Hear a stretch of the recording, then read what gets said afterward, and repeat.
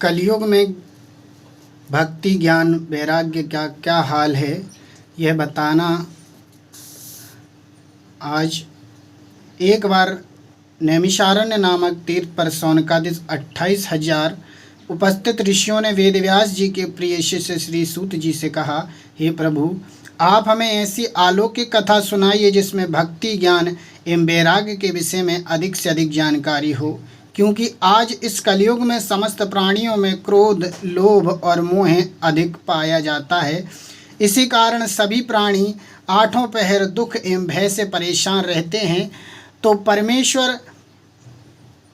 आप परमेश्वर का ऐसा चरित्र वर्णन कीजिए जिसे सुनकर और पढ़ने से सभी प्राणियों के चित्त, क्लेश, दुख, भय दूर हो जाएं तथा वैभव सागर से पार उतर जाएं। ये सुनकर सूत जी बोले, ऋषिवरों, आपने कलयुग के प्राणियों के लिए अत्यंत ही उत्तम बात पूछी है। मैं अब आपको श्रीमद् भागवत की कथा सुनाता हूँ, जो श्रृंग ऋषि के श्राप देने के बाद महाराजा परीक्षित को सुखदेव जी ने 7 दिनों में सुनाई थी। और इस अमृत रूपी कथा को सुनने व पढ़ने से ही प्राणी आवागमन के चक्कर से छूटकर मुक्त हो जाता है। इसी को शनकादिक ऋषि ने भी देव ऋषि नारद जी को 7 दिनों तक सुनाई थी। इसके सुनने की संपूर्ण विधि बताई थी। इतनी कथा सुनाकर शनकादिक ऋषि बोले, हे सूत जी, कहा जाता है कि देव ऋषि नारद जी तो किसी भी स्थान पर 2 घड़ी से अधिक नहीं रुकते। फिर देव ऋषि 1 सप्ताह तक एक स्थान पर कैसे रुके? और शनकादिक ऋषियों के दर्शन तो अत्यंत दुर्लभ हैं, तो देव ऋषि नारद से किस प्रकार मिले तथा यह सप्ताह परायण किस स्थान पर हुआ था? आप कृपा करके सारी बात हमें विस्तार से बताइए। यह सुनकर सूत जी बोले कि एक बार सनक, सनंदन, सनातन और सनत कुमार चारों भाई घूमते घूमते बद्र का आश्रम पहुँचे। तो वहाँ पहुँचकर उन्हें देव ऋषि नारद जी को उदास बैठे देखा। तो देव ऋषि नारद जी को इस तरह उदास बैठे देख शनकादिक ऋषि बोले, हे नारद जी, क्या बात है, आप उदास क्यों बैठे हैं? देव ऋषि नारद जी चारों मुनियों को हाथ जोड़कर प्रणाम कर बड़े शांत भाव से बोले, मुनीश्वरों, आप लोग ध्यान से मेरी बात सुनो। मैं आपको अपने उदास होने का कारण बताता हूँ। मैं काशी गया, गोदावरी, जगन्नाथ, ऋषिकेश आदि सब तीर्थ स्थानों पर घूमा हूँ, लेकिन मैं यह देखकर दुखी हो गया कि वहाँ पर भी सभी प्राणी मोह के जाल में इस प्रकार फंसे हुए हैं कि उनका यह रूप देखकर सत्य, दया और धर्म तो भयभीत होकर वहाँ से दूर हो गए तथा काम, क्रोध और मद, लोभ आदि के विषय में तो पूछिए मत, क्योंकि उनकी तो बहुत मौज है तथा क्लेश अपनी समस्त सेना के साथ प्राणियों को भयभीत करता हुआ मस्ती में राज्य कर रहा है। समस्त प्राणी आठों पहर अपनों तथा अपने परिवार के भरण पोषण के लिए चिंतित रहते हैं तथा छल, झूठ, कपट के सहारे जीवन यापन करते हैं। माता, पिता तथा गुरु की आज्ञा न मानकर स्त्री, सास, ससुर और साले के कहे अनुसार कार्य करते हैं और धन के लालच में पड़कर अपनी पुत्री का नीच कुल के बूढ़े व्यक्ति से विवाह कर देते हैं।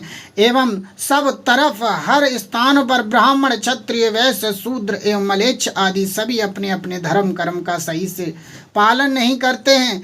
जब मैं भ्रमण करता हुआ मथुरा में यमुना नदी के किनारे पहुंचा तो मैंने वहां पर एक आश्चर्यचकित नज़ारा देखा कि एक युवा स्त्री 2 बेहोश पड़े हुए 2 वृद्ध व्यक्तियों के समीप बैठी हुई सहायता के लिए जोर जोर से रो रही थी। अचानक उस स्त्री की नज़र जैसे ही मुझ पर पड़ी, वह खड़ी होकर बोली, महाराज, मेरे अहोभाग्य जो मुझे आपके दर्शन हो गए, कृपा करके आप मेरी दुख भरी कथा सुनिए।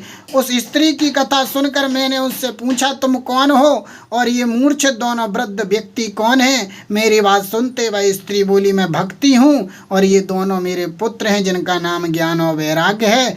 और ये जो 4-6 स्त्रियां बैठी हुई हैं, गंगा, यमुना और आदि नदियां हैं, ये सब स्त्री रूप धरकर मेरी सेवा करने मेरे पास आई हैं। वैसे तो मैं द्रवण देश में पैदा हुई, फिर कर्नाटक देश में युवा होकर कुछ समय तक दक्षिण देश में रही, पुनः गुजरात में जाकर वृद्ध हो गई, लेकिन वृंदावन में आकर मैं फिर से जवान हो गई। लेकिन कलयुग के प्राणियों के अत्यंत महापापों के कारण मेरे दोनों पुत्र वृद्ध और निर्बल हो गए हैं। ये बोलना तो दूर, आँख खोल कर भी नहीं देखते। अपने पुत्रों को अचेत और दुखी देखकर मैं युवा हूँ और मेरे दोनों पुत्र वृद्ध हैं। जब इस जगत के लोग हमारी तरफ देखते हैं तो दुख व शर्म के मारे मेरे दिल में टीस उठती है। तो हे प्रभु, ये सब किस कारण हुआ? उस भक्ति रूपी सती का हाल सुन मैंने अपने से सोच विचार कर उससे कहा, हे भक्ति, इस घोर कलयुग के आने से तुम में और ज्ञान वैराग्यों में प्राणियों की जरा भी श्रद्धा नहीं है। इसी कारण से तुम सामर्थ्यहीन हो गई हो। लेकिन वृंदावन आने से तो तुम युवा हो गई हो। लेकिन तेरे दोनों पुत्रों को कलयुग में कोई भी नहीं जानता। इसी कारण तेरे दोनों पुत्र वृद्ध और निर्बल हो गए हैं। देवऋषि नारद जी की बात सुनकर भक्ति बोली, यदि कलयुग ऐसा दुष्ट था तो महाराजा परीक्षित ने इसे जीवित क्यों छोड़ दिया? क्योंकि इस पर दया भाव करने से समस्त प्राणी का धर्म एवं कर्म जाता रहा, इसलिए इसको अवश्य ही मृत्यु दंड देना था।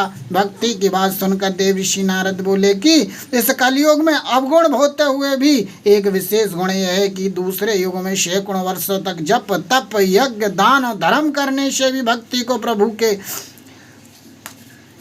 को प्रभु के सरलता से दर्शन नहीं होते हैं। लेकिन इस कलयुग में सच्चे मन से प्रभु का स्मरण मात्र करने से प्रभु प्रसन्न होकर शीघ्र अपने भक्त को दर्शन देते हैं। लेकिन कलयुग के प्राणियों से यह सरल उपाय भी नहीं किया जाता, तो कलयुग ने समस्त धर्म कर्म खो दिया है। और इसी कारण ब्राह्मण भी बहुत सारा दान लेने के बाद भी प्रायश्चित नहीं करते, संतान माता पिता की आज्ञा का पालन नहीं करते, स्त्री अपने पति की आज्ञा का पालन नहीं करती, साधु संत गृहस्थियों से अधिक मोह माया में लिप्त रहते हैं। बहुधा समस्त प्राणियों में सत्य धर्म और दया भाव न होकर काम क्रोध अहंकार तथा पाप बहुत अधिक बढ़ गया है। समस्त प्राणियों का कर्तव्य है कि वे सदैव सत्य और संतोष के साथ अपने धर्म और कर्म में मग्न रहते हुए प्रभु का भजन और स्मरण करें तथा सदैव सब पर दया भाव रखें।